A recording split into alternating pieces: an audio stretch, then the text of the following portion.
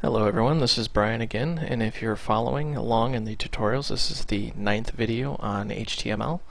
Today we'll be talking about the head tag. It's a little interesting. Unfortunately, most of this is non-visual, so don't expect any eye candy. To start, we want to create the start of the head and the end.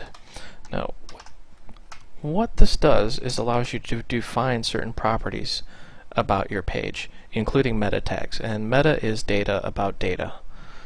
One thing you can do is the title, and we'll just enter the title tags here, and the title is actually the title of the page, so we'll say welcome to my page. Save this and flip over to our website. Now you notice how nothing's really changed except for the title now says welcome to my page. That is the title tag. Now there's a whole lot of tags called meta tags, and I'm not going to type all these out. I'm just going to cheat and copy and paste them. As you can see, there is a lot of them, and there's a lot more than what I'm displaying here. Now remember, meta tags are just data about data. It's data about your page.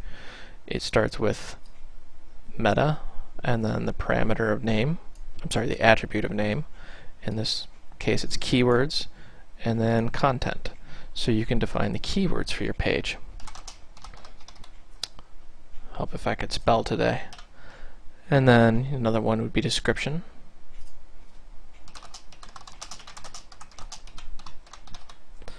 Generator, typically this is the program that you generated this with. We're writing this by hand, so it's really irrelevant, but you see how it says HTML Webmaster 3. I actually wrote a program a long time ago called Webmaster 3 in HTML-helper.com that I sold to Coffee Cup Software, but that's irrelevant. For this we're just going to put none.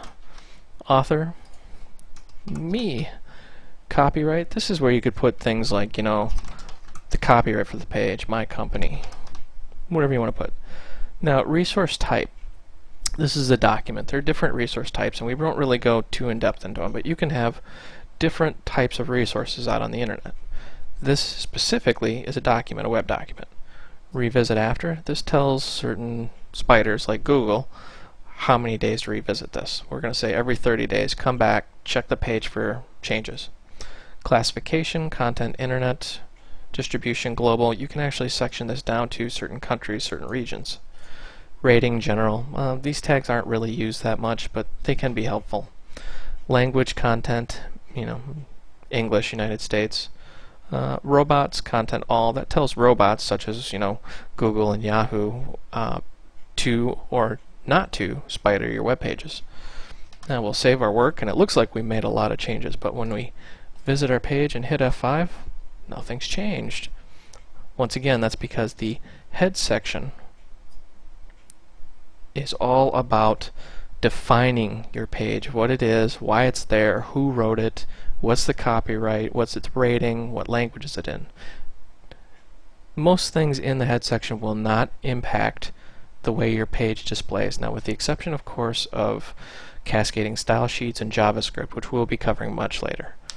Thank you for watching, and if you have any questions, comments, or feedback, feel free to just send me a message and subscribe to my channel, or not, I don't really care, but thanks for watching.